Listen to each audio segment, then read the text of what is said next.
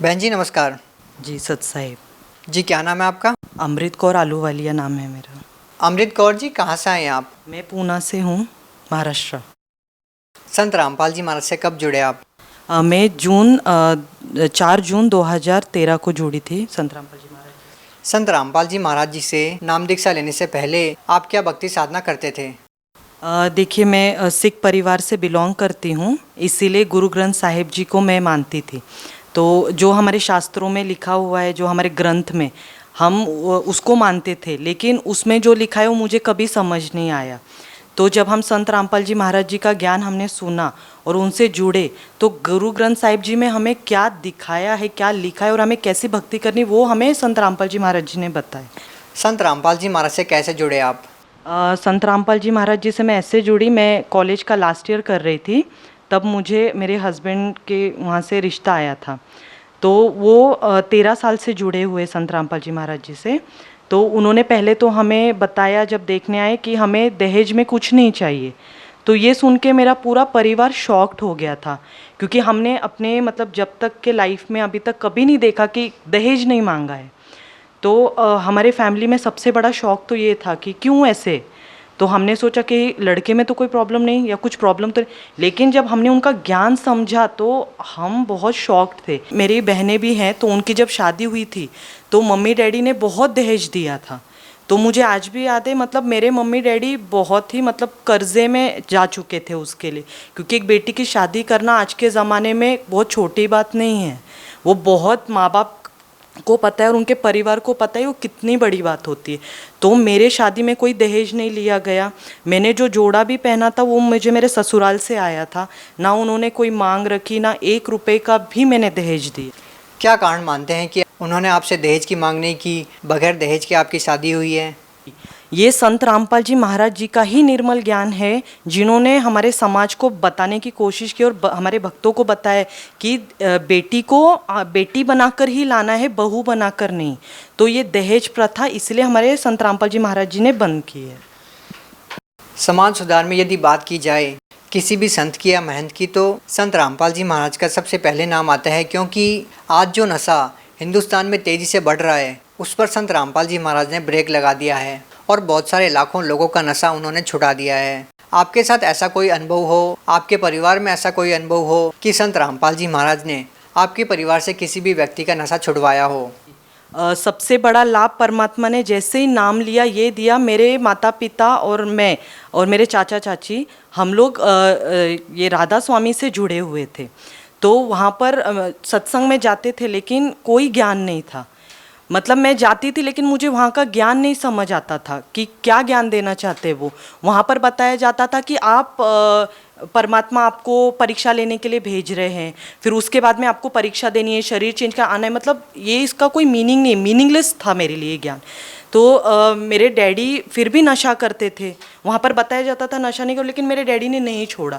जैसे ही संत रामपाल जी महाराज जी से हम जुड़े, वो दिन और आज का दिन है, हमें भक्ति ये नाम दीक्षा लेकर आज 4 साल हो चुके हैं पूरे।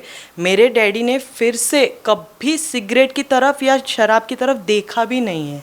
आखिर लोग जब दूसरे पंथों में होते हैं, दूसरे संतों से जब नाम दीक्षा लेते हैं, तो उन मर्यादाओं का पालन क्यों नहीं करते? और जब संत रामपाल जी महाराज से नाम दीक्षा लेते हैं और नाम दीक्षा लेते हैं और नशा छोड़ देते हैं, नाम दीक्षा लेते हैं और दहेज देना बंद कर देते हैं, ऐसा कैसे है?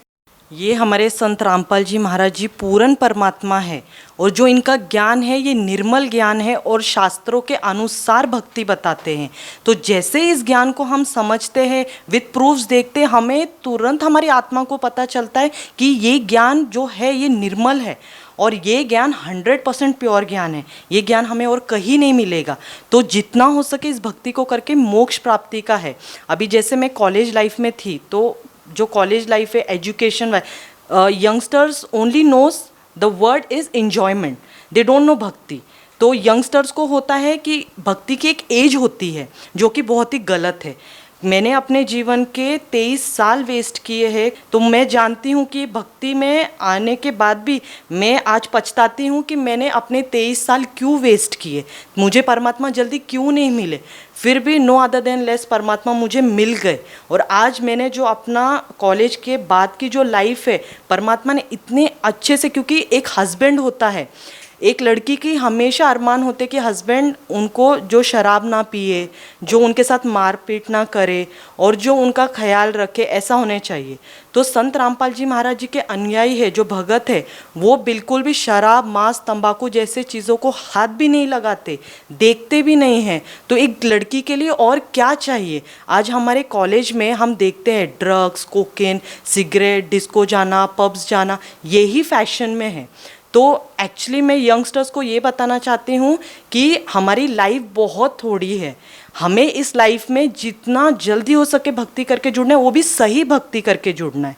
जब हम भक्ति करेंगे तब परमात्मा हमें मोक्ष का मार्ग दिखाएंगे और हमें मोक्ष मिलेगा। बिना भक्ति के कोई भी मार्ग में मोक्ष नहीं है। जब एक संत सभी लोगों पर प्रश्न चिन्ह खड़ा करेगा, उसके लिए समस्या पैदा होना एक लाजमी बात है। क्या संत रामपाल जी महाराज को इस तरह से सभी लोगों पर इस तरह से प्रश्न चिन्ह खड़ा करना चाहिए था?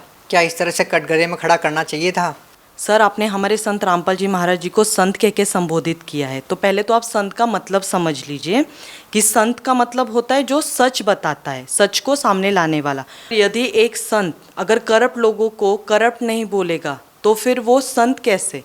और हमारे संत रामपाल जी महाराज जी ने करप्ट लोगों पे उंगली उठाई है तो कुछ गलत नहीं किया है, क्योंकि आज उनको फिर संत ही मत बोलिए आप, क्योंकि आज जो दूसरे संत हैं वो लोग तो जुडिशरी और ये जो गवर्नमेंट है उनकी गोद में बैठकर ये सत्ता को चलाने की कोशिश कर रहे, ना कि उनके सच को सामने ला रहे।